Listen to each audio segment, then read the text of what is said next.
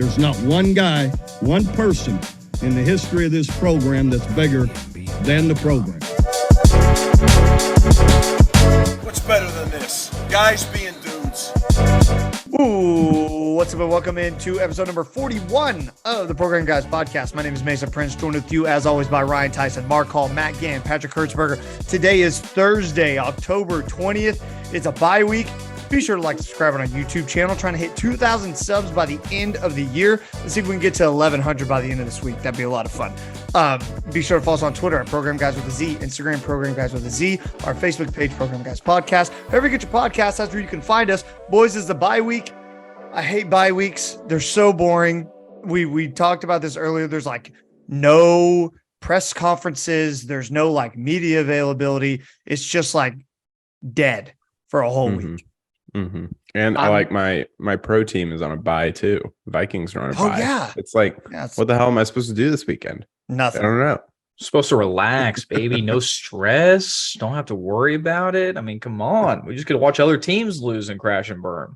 That's where I'm at. Is it's kind of a nice reprieve actually from worrying and my entire self-worth for the week being wrapped up in this. So yeah. I'm looking forward to a nice, refreshing Saturday. Yes, it'll be nice. Pat, how you doing, man? Welcome back to the Central Time Zone for a hot second. Thank you. Yeah, it's good. I was greeted with amazing weather in Houston, so enjoying it. Gotta love it. Oh, real quick story. I want to tell something funny. We're in the stadium on Saturday watching the OU game. Katie's sitting right next to me, my fiance. She's a Kansas grad. And there's a guy about 5 rows behind us freaking out, like walking up and down the steps, like screaming bloody murder. And granted, he was being pretty psycho. And Katie was like, does that guy think that the refs can hear him?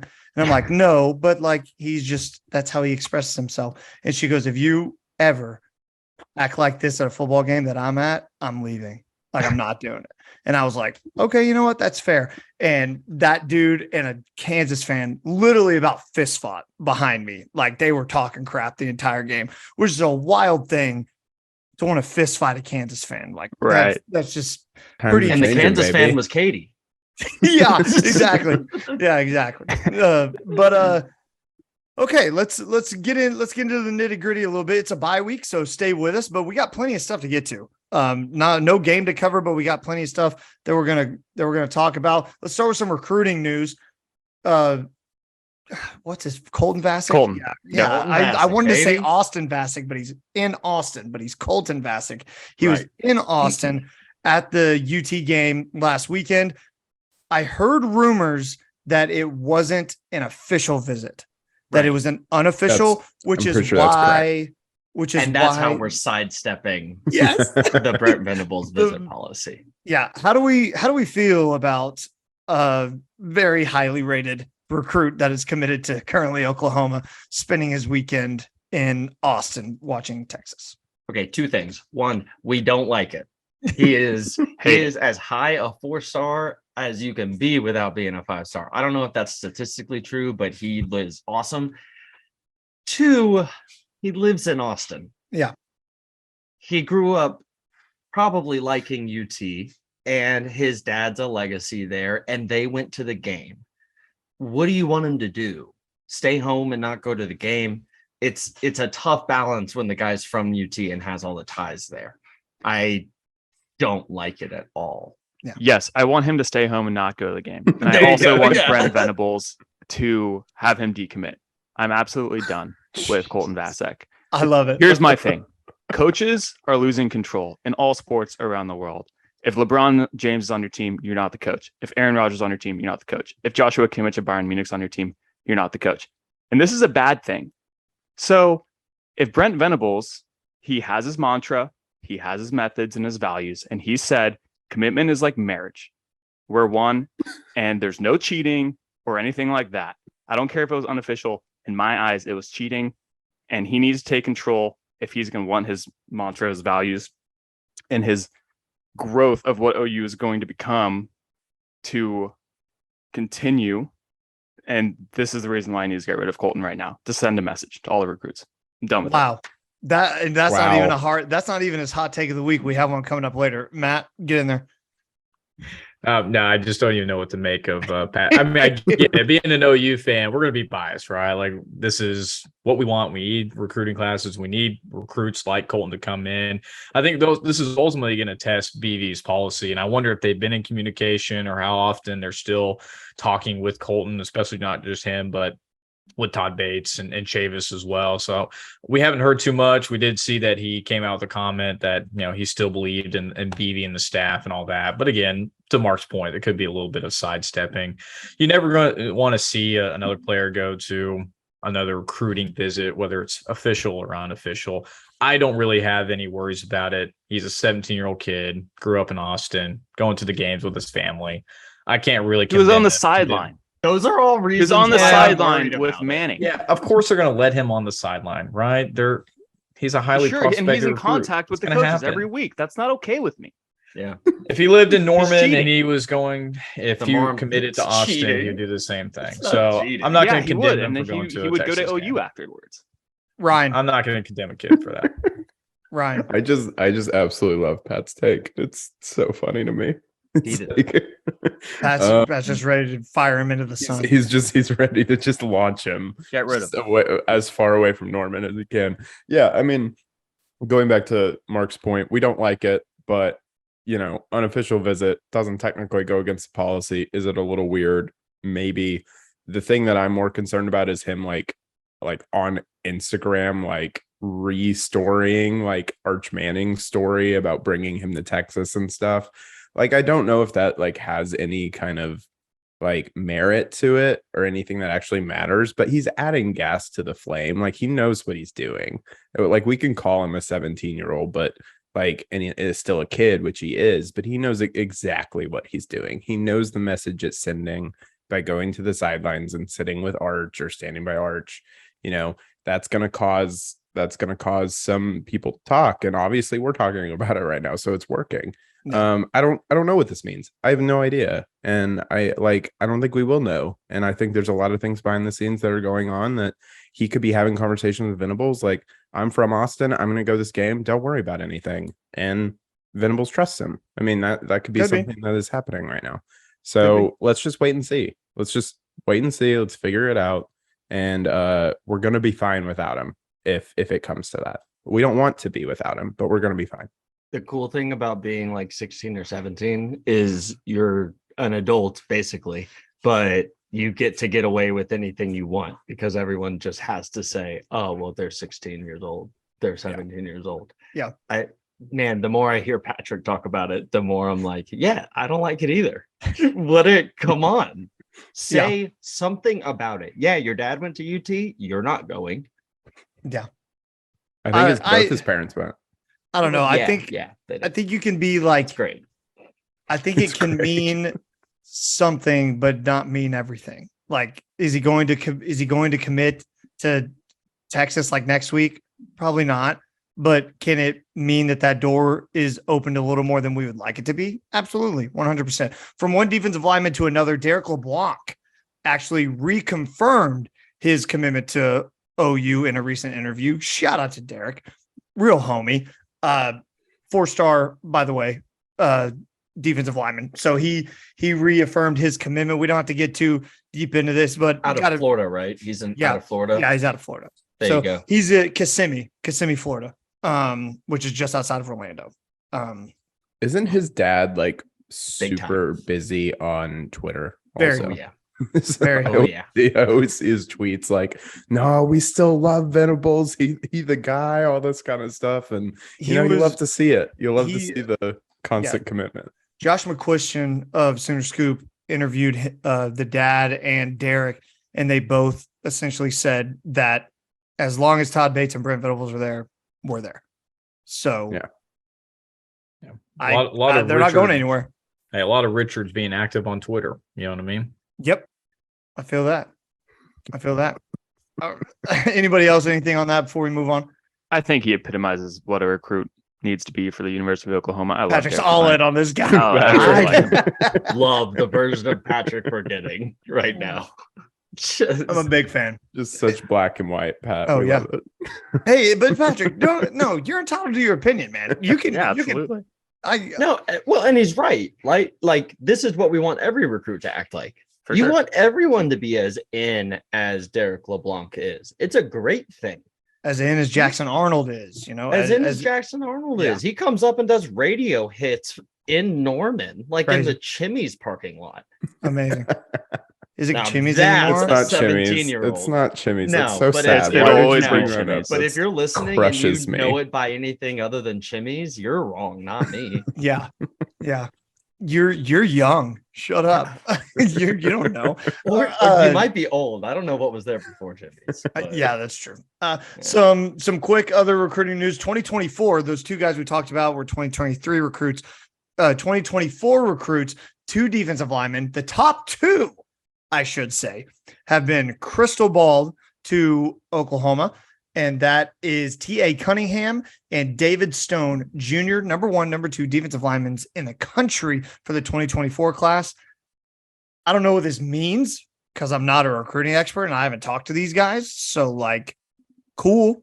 That sounds super dope abstractly, but I don't know. There's a lot of time before December 2023 when these guys are supposed to sign. You know what I mean? I don't trust any crystal balls since David Hicks. There it is. That's Oh, same. yeah. same. Yeah. I don't trust Yeah. him. I get it. These big time recruits, other schools are going to be able to come in with the bag, and I'm just not going to buy a crystal ball this far out. Mm-mm. I can't put stock in it. I can't do that to myself. No. Now, I know that Stone has been. This is not Matt. Sorry. No, it's fine. I interrupted you. You're good. David Stone has been like super active on Twitter, I believe, for like OU stuff. He's Like, been I've linked to seen OU him. for a while. He's been linked for a while. I don't know much about T.A. Cunningham, to be completely honest with you. I mean, And this is still, we are so far out. Like, we are so far out. it's We're- just so hard for me to even focus on 2024 when the 2023 class hasn't even signed. I just can't. Yeah. It's- Let's focus on 23. Yeah, which I get Well- it. It's these guys' jobs to write about this stuff. You know what I mean? Like Sure. they're in it. This is what they do every day. So they constantly come up with these stories and these crystal balls and all this stuff because they have to. It's a content machine. It's the recruiting content machine that doesn't stop. But like for us, people who consume the recruiting news basically a year at a time, and we focus on that one class at a time, it's so hard to get excited about that. Matt, I thought you had something to say. I was just going to say, I know what BV's doing this weekend on a bye week.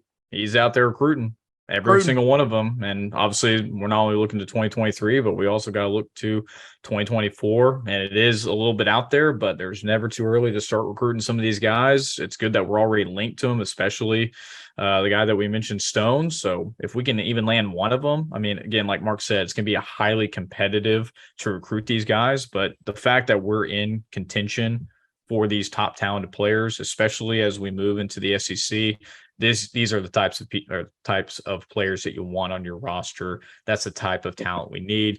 And I'm sure BV is already on the trail working it out. So have complete faith in the staff. To Matt's point, it's reflective of the work that the staff is putting in that we get those crystal balls, right? Mm. It's not going to USC for Los Alamitos T.A. Cunningham. I know he's a Georgia guy that just moved out there, but he's in the backyard, right? Yeah. It could be any other coach. So it's a good sign. Yeah, this is a content machine, but the content is saying OU is the one in the lead. So that's cool. But again, can't do it. Yeah, I know. Patrick, anything to add before we move on? Cool. Love it. Let's talk about some current roster OU news real quick. Just something a little fun. Eric Gray leading the conference, Big 12, that is, and is number 12 in the nation in yards per carry, 7.17. No other Big 12 ball carrier averaging more than 7 yards per game. And Eric is also number 2 in the conference in rushing yards at 695. How So many yards per carry on the 7, right? Yeah, Yeah. what did I say? Yeah. that's what Per you said. game. Oh, Oh, did I say per game? Jeez, Yeah. Louise. Yeah, yards per carry. Yards Yeah. per carry. 7 So, yards.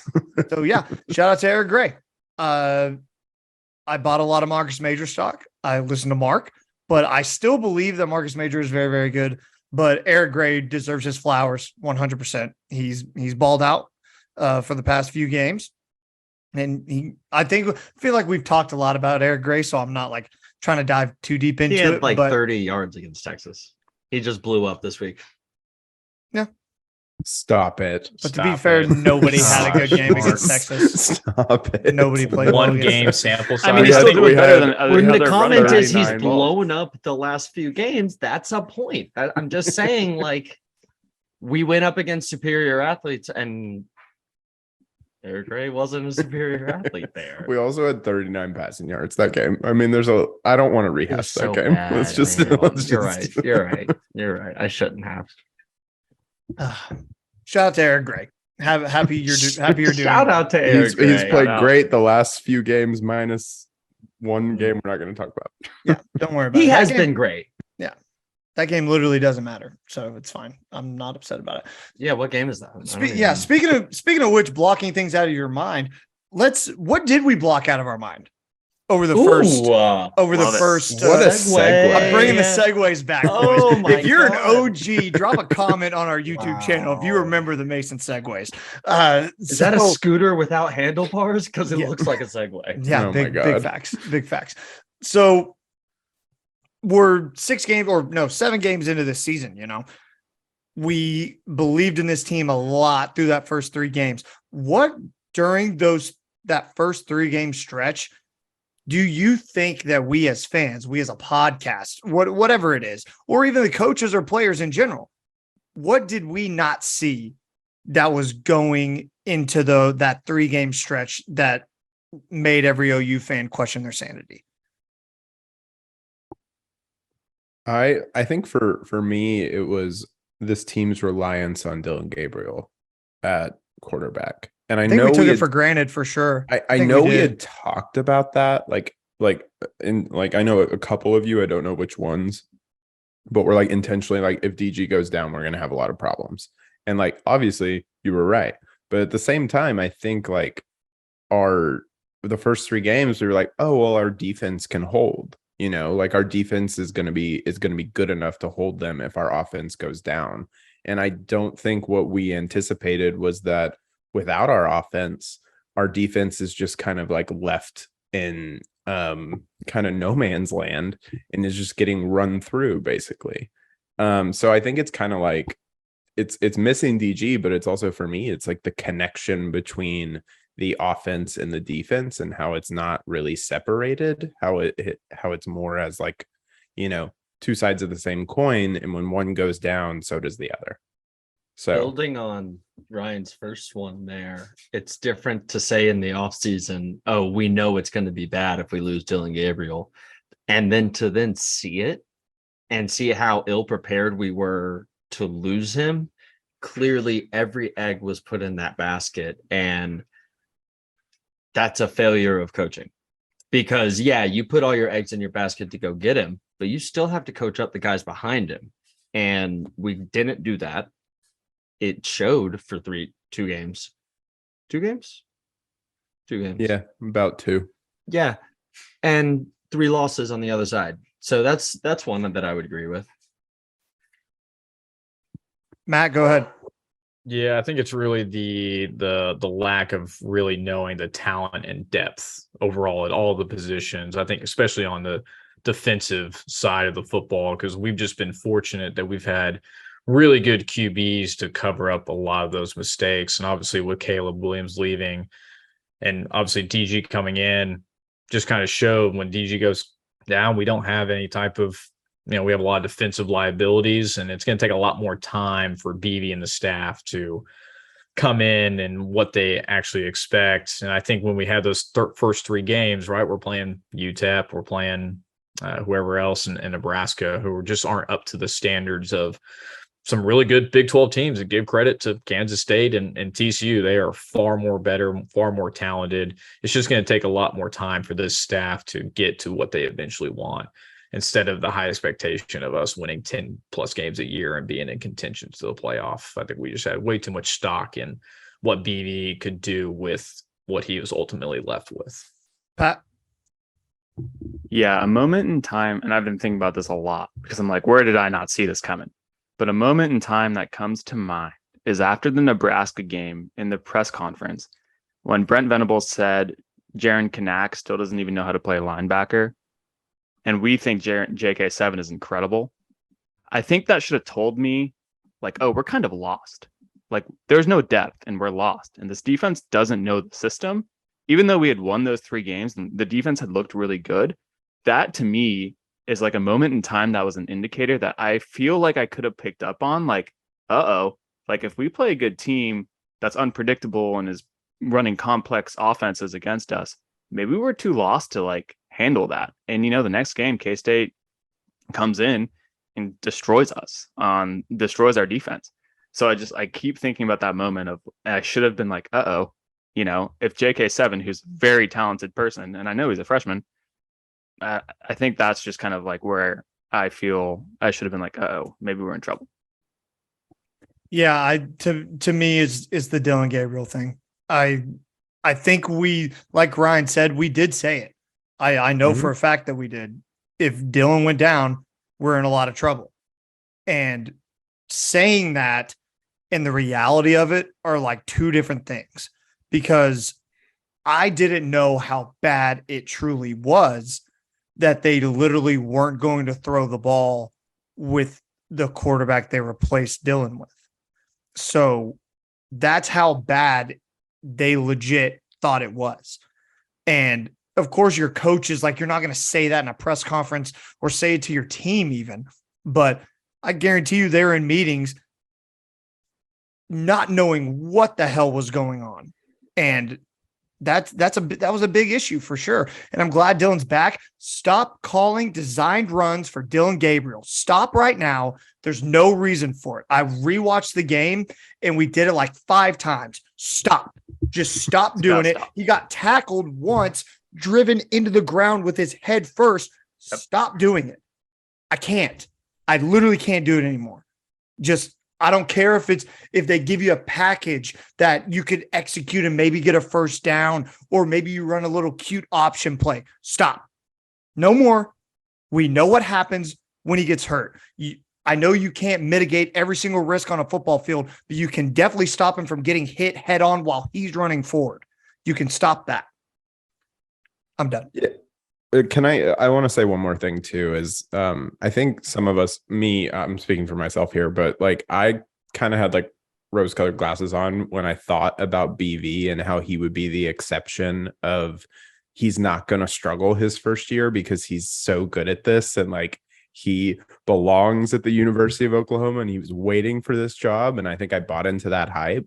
But if we like look at this year's landscape of college football and we look at first year coaches, most first year coaches are not doing extremely well. And I think there's a reason for that. You know, you have BV, you have Marcus Freeman at Notre Dame, you have Brian Kelly at LSU, you have, Lincoln Riley at USC is doing quote unquote well, but just lost their first game to a first ranked opponent. Sonny Dykes is undefeated. That is the one that I was going to talk about. The one exception to that rule, I think, is Sonny Dykes, who came from SMU and went to play for TCU. So, you know, most of these high profile coaching hires have not just come out of the gate like in like a stunning way, right? It feels like most of them are learning the ropes. And I think partially for me, I always thought coming into this season that, that wouldn't be BB. Like he's going to take this team to like the playoffs immediately with like the repertoire that he has. Right. And for me, I think that was a miss on my end to just give a little bit more space there and a little bit more time for him to actually develop the team that he is trying to develop. So I absolutely had the same blinders on. I thought that you take a dynamic defensive coordinator like Brent and a creative play caller like Jeff Lebby, someone to hold the wheel on defense with Ted Roof, and it's not going to take long to get off the runway.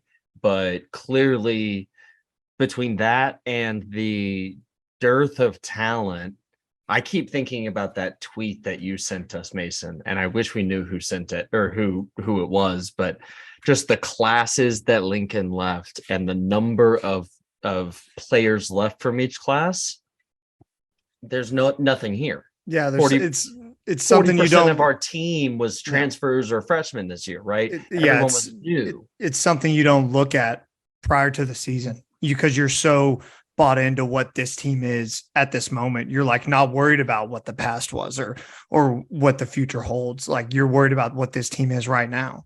And we're excited about these transfers. And it's like, hey, they hit the portal for a reason. So from Tulane and from Wyoming and right, from UNC, small, you know, from smaller schools, you know, just the talent might not have been there like it's been in prior years. And I think I overlooked that. And exactly what Ryan said, I overlooked some of the coaching growing pains that are going to be there. Yeah. Anything else real quick before we move on? Okay, let's move on real quick. I thought this was a cool little segment idea. Comment down below with us, by the way, while we're doing this segment. What Sooner great who is not a quarterback would you add to this year's team? So you guys will catch on if you're watching on our YouTube channel, listening on Spotify, Apple Podcasts, wherever you get it. Be sure to leave us a comment on social media, Facebook, Twitter, all that stuff, even down below on our YouTube channel. I'll get us started. So who would I add to this team right now? I'm going to add a linebacker. And the first name you may think of when I say linebacker is Brian Bosworth. And the answer to that is no, I'm not adding Bosworth. I am adding Rocky Kalmus from the 2000 national champion team because, yes, while Bosworth was a generational talent and the best linebacker in college football, they not only need that kind of talent, they need a leader in that linebacker room, someone who's going to understand Brent Venables' defense, who was under Brent Venables, and that is Rocky Kalmus. And he's a leader. He was a soft-spoken leader. I thought about putting Ted Lehman on there too, but I feel like I give Ted a lot of credit. So I wanted to do something different and do Rocky.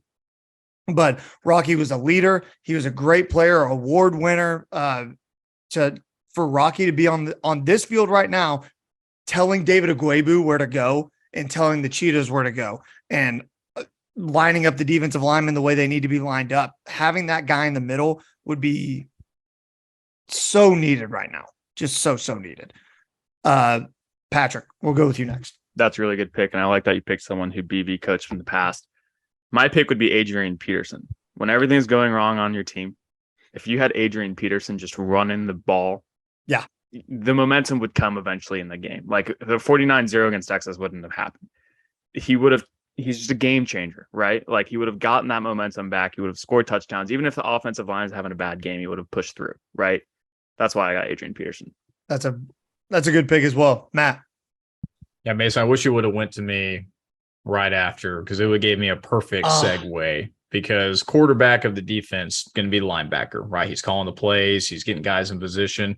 That's why I went with most recently offensive center, Creed Humphrey. You need a guy to anchor down the offensive lineman who's going to call out protections. And I think you need a guy to solidify that line and someone who's going to be on the field the entire time. Like that's why I didn't really want to go with a running back or wide receiver because they're not going to be on the field and they're not going to be in that much communication. You need a linebacker. You need an offensive line center who's going to control the offensive line and anchor it down. It's got to be Creed Humphrey. You see what he's doing in the NFL. He's already one of the top centers, if not the top center. And there's a reason for that. So it's got to be Creed Humphrey for me. Yeah, that's a good pick. Ryan? Yeah, so I was thinking recently, especially the Kansas game, on how impactful Braden Willis has been this year. And I think he's actually in kind of, this isn't the best year of OU football, but I think he actually has been pretty good and pretty great this year. Yes. And I was thinking about how can we have another impactful tight end? So I'm picking Mark Andrews because I think that he brings something similar to Braden Willis with like his leadership and those components that I think would be really important on a team like this, but also like the ability to have explosive plays on the offense. We saw that in the Kansas game, how those explosive plays really helped us and helped our momentum and helped drive this team to be able to be the team that we know they can be. And I think just having another weapon like that in our, toolbox would be helpful. So Mark Andrews. Mark, speaking of Mark. Gonna round us out here. I am going with 2006 to 2009 two-time All-American defensive tackle Gerald McCoy. When I thought about this, I was thinking, what's one player at a position that I could just drop onto the field and have the most impact possible? Obviously, you can't go quarterback. I think Matt is really great. I think Creed has such a stabilizing effect on the offensive line that it's a no-brainer. But Gerald McCoy is 6'3", 295, and he gets up the field like a monster. Like a monster. Yeah. He was a finalist for the Lombardi Award his junior year and was the only junior up for it. Crazy. And I think that you put that on our defense now and he just slashes up the field and causes chaos. It makes it that much easier when we're only sending 3, right? When we've got a zone in the background. It makes it a lot easier to have a monster like that attacking up front instead of Marcus Stripling. Yeah. Gerald was at the game on Saturday and he did the pregame video. It was pretty sick. It was hype. It was cool.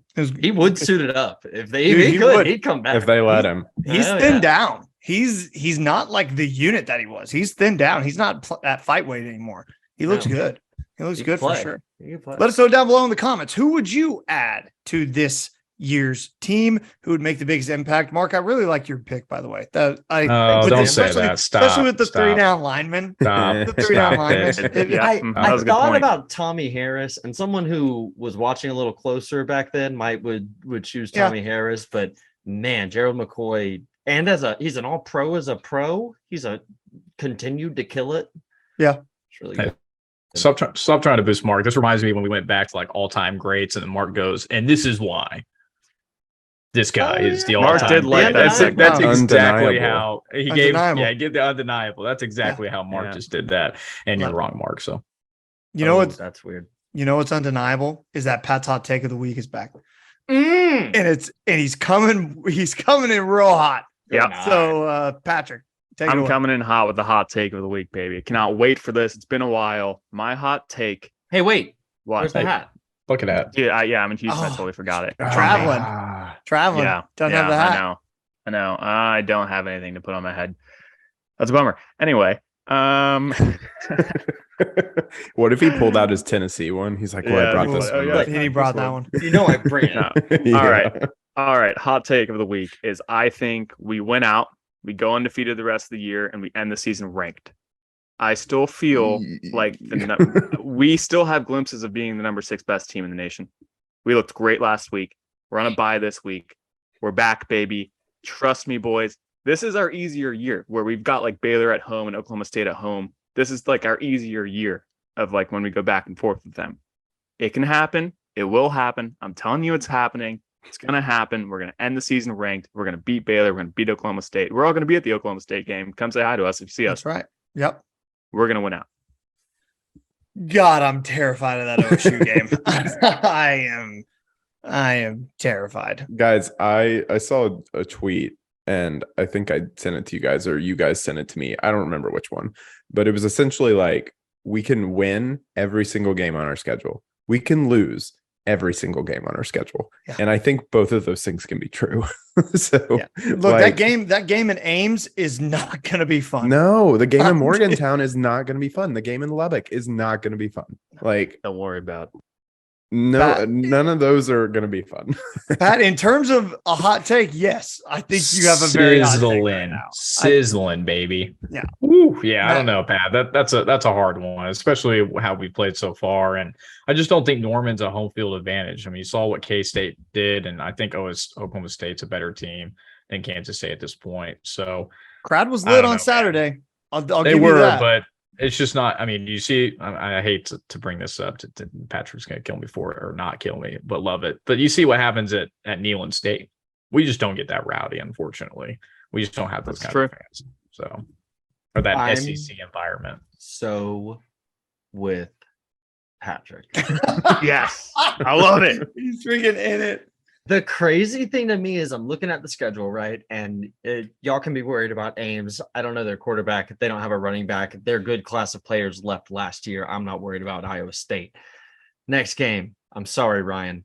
Not worried about Baylor. We go into Morgantown. That sucks. Morgantown's a hard place to play, but that's not a good football team. We're better than them. If Dylan Gabriel plays, we win that game. West Virginia's never beaten us in the Big 12. They've never beaten us. Exactly. Oh my goodness. Trevor Knight beat them. And when I say that, I mean Samaje Perine and his 4 touchdowns beat him. But That game was still lit. fun. I was there. Oklahoma State, yeah, that's tough.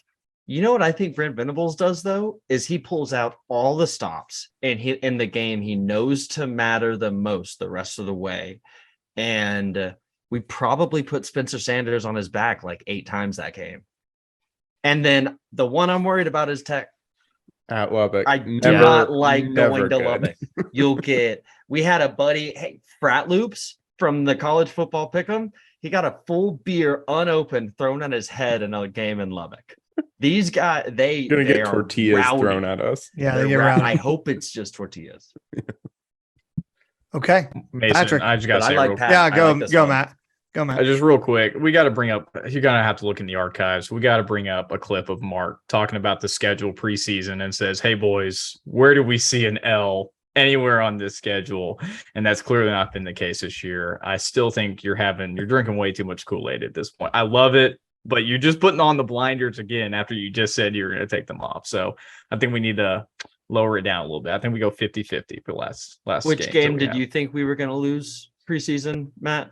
Can we bring in the archives and go through the schedule? I'm and just simply, I which never ones you said, I thought? said low expectations. Well, I love this marriage between you two. It's just I said we were going to win out. It was like a hot take back in June. So Yeah, I love I'm it. back. I love it. He's back, baby. He's back. Made the same thing. All right. That is Pat's hot take of the week. Love it, Pat. Thank you so much. really good one. I Yeah, it enjoyed was a really good one. Let's move on to our college football pick'em. We're going to pick some games, guys. Real quick update on our college football pick'em page on ESPN.com. We have a tie for the lead. M. Morris 94 and Frat Loops are tied at the top, 99.3 percentile. They're 41-28 on the year. Program guy Mark, third place. He is in the 98.8 percentile. He is 40-28. Shout out to Mark. And I am in fourth place along with Becca. Matt Gann in seventh. Patrick in eighth. Producer Trevor in ninth. Ryan, you're down in 13th.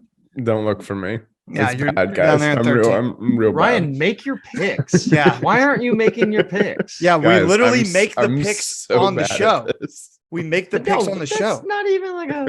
You could just nah. you could I just knew do it. every week I come on this pod, I'm like, who is gonna get me this week? All right, some good games to get to. Let's start with Texas and Oklahoma State.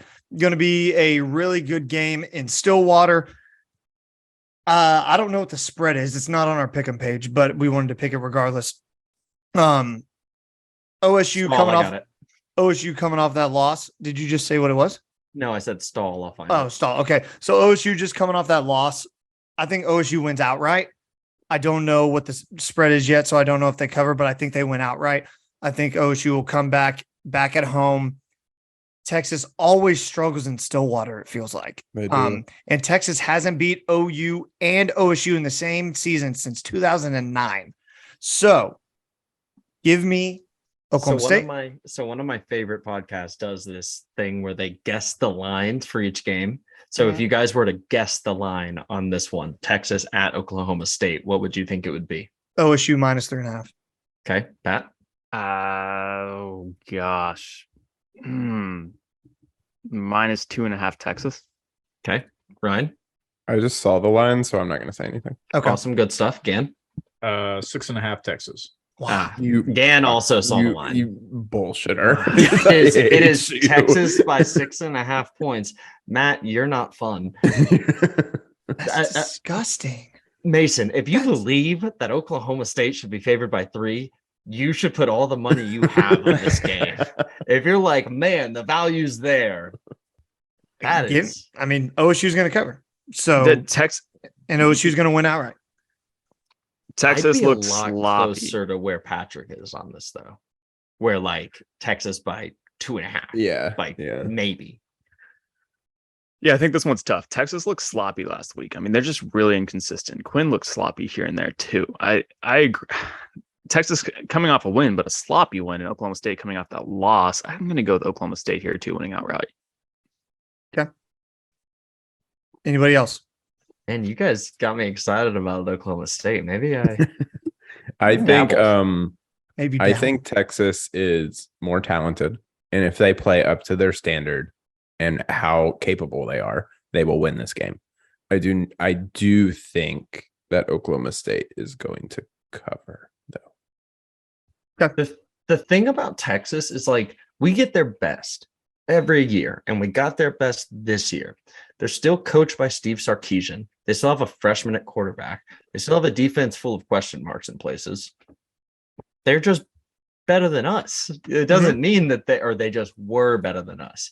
In my fantasy future, there's a Big 12 championship rematch on the horizon. But Ooh, yeah, I would love it. But man. you know what? Give me Oklahoma State to cover.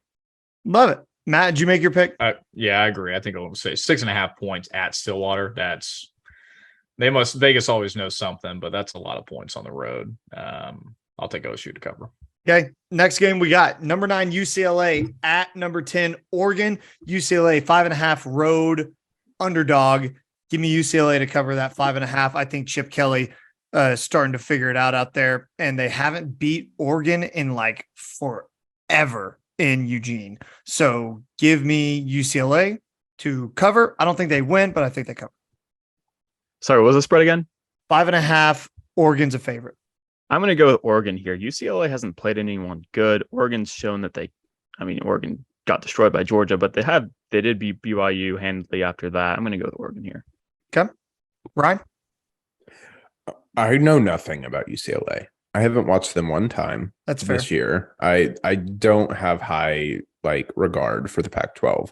So I'm going to go with Oregon. I think they play well at home, and I don't know enough about UCLA. I think that's kind of a wild card, so I'm going to trust the home team, and I think they're going to cover. Matt? Yeah, I've always said this when I really don't know too much about the teams. I always go with who's the better quarterback. Do I trust DRT or do I trust Bo Nix to transfer from Auburn? I'm going to take DRT all day. They've played DTR. ETR, sorry. Mark, Acronyms It's are all hard. right. It's okay. anyways, Initials UCLA has beaten 2 ranked teams. They beat Utah. They beat Washington. I think they go on the road and beat Oregon. I don't think Oregon's played anybody yet. So They ain't played nobody, Paul. Mark, finish out. Yeah, they played BYU. I am also going to take UCLA getting points in Eugene. Dan Lanning, who? Bo Nix, who? Yeah. DTR played in Norman against Jalen Hurts in 2019, and Golly. he's still suiting up for Chip Kelly and That's UCLA. right.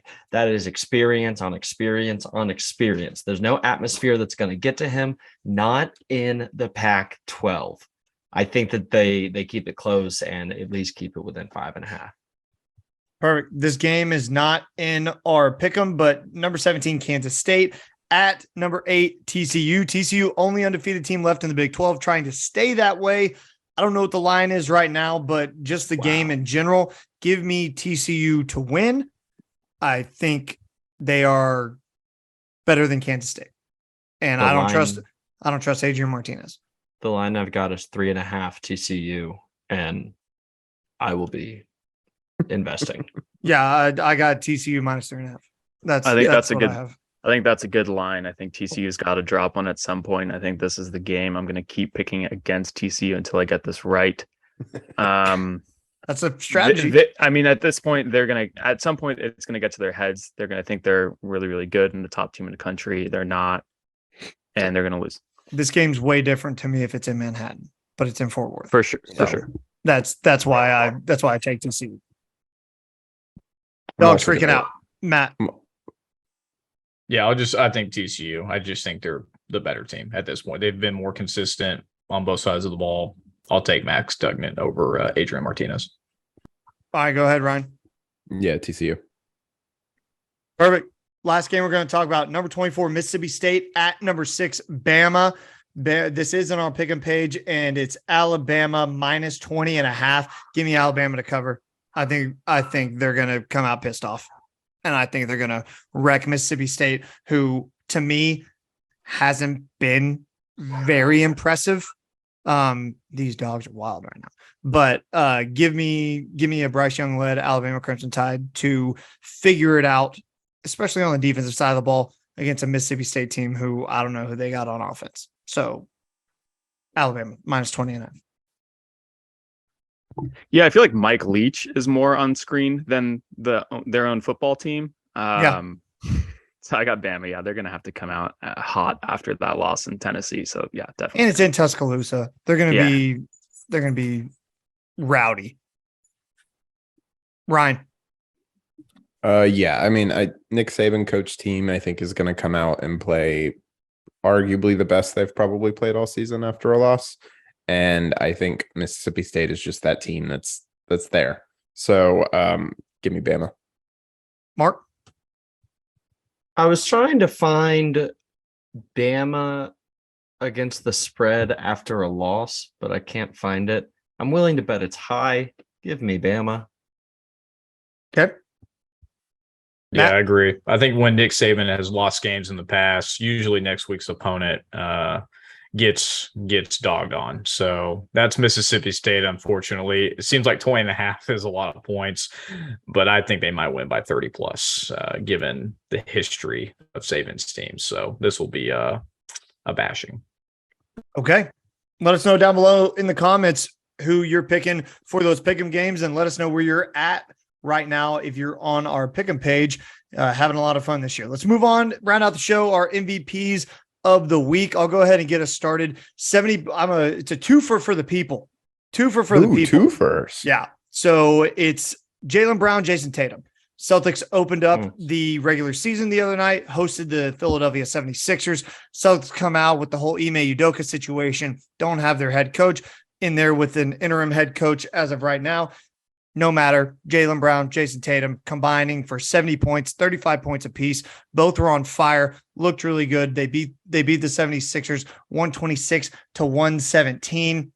Love those two guys. Jason Tatum looks like he spent the whole offseason being pissed off because he came out with a vengeance. So I am very excited for the future of Celtics basketball to see what they got this season. My MVPs. Okay, I'll go next. All right. Awesome. If Mason's got a twofer, I'm going to get a twofer. Yeah, you get a twofer.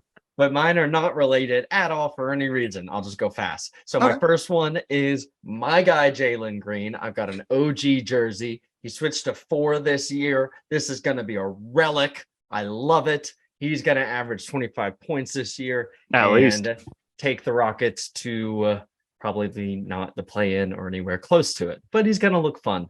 And second MVP, Arthur Smith. The Falcons threw 14 passes and completed 13 and still beat the 49ers by 2 touchdowns. That is just genius offensive play calling and good enough defense. So my twofer. I've got a twofer. I like the way the Falcons look, Mark. I like the way they look, man. I don't know. I like the way they look. We're out of the quarterback sweepstakes at this point, so I want them to win every game. Yeah. I'm bought in, man. Yeah. Hey, according to Pro Football Focus, the Falcons have the easiest schedule remaining in the 2022 NFL season. I went through it because I saw that tweet, and I don't even want to say out loud the number of wins I came up with. I love it. All right, Patrick, what do you got? Yeah, I've got a twofer as well, and we're going to stay on the Houston train. Houston sports, baby. I could not be happier with Houston sports this week. Houston Texans fired Jack Easterby. The absolute Patrick hated that guy. Absolutely hate him. Worst person ever. Came into the Houston Texans organization and single-handedly ruined us by trading Deshaun Watson, by trading Hopkins for absolutely no one, and then putting a no trade clause in Deshaun Watson's contract before all the bad things happened with Deshaun Watson. Wow. So he's gone. The Houston Texans, all we have to do now is implode and get Bryce Young in, the smooth operator, and we win the Super Bowl in 3 years from now. Secondly, the Houston Astros, the ALCS runs through Houston, and we're going to destroy the Yankees. -190 in that series. The Astros are. I wanted to get in on it, but that's just Astros in 6. The Yankees are dog crap. Matt. Yeah, I'm just going to say in general, college football. There's a reason why college football is the best sport on earth. the games, the atmospheres, the environments that these teams play in. Anyone can beat anyone on any given day. It's just an incredible sport that we get to not only talk about on a weekly basis, but to watch and to live. It's incredible. It's got to be college football. Love it. Ryan, round us out, man. All right, fine. Since everyone else has done a twofer, I'm also going to do a twofer. Hey. We're going to do one. Olivia Cook and Emma Darcy.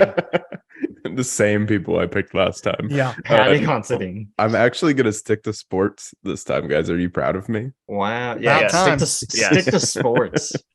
Okay. One, I was not on the post-game pod, so I have to give my co-MVP to Jeff Levy. Nice. 701 yards of offense, guys.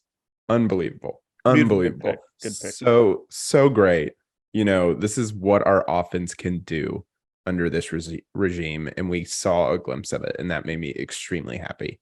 My second co-MVP is the Utah Utes for bringing me so much joy on Saturday night in a way that I didn't know was possible. So thank great. you. Thank you So for great. that. I really appreciate it. Love being petty. We deserve We it love at this it point. We deserve it at this point. Let us know down below in the comments who your PGP MVP of the week is. That's going to do it for this week's show, folks. No post-game pod this week because the Sooners are off. We'll be back next week with episode number 42, but episode 41 is a wrap. Be sure to like and subscribe on our YouTube channel. Trying to hit 2,000 subs by the end of the football season. Let's see if we can get to 1,100 by the end of this week.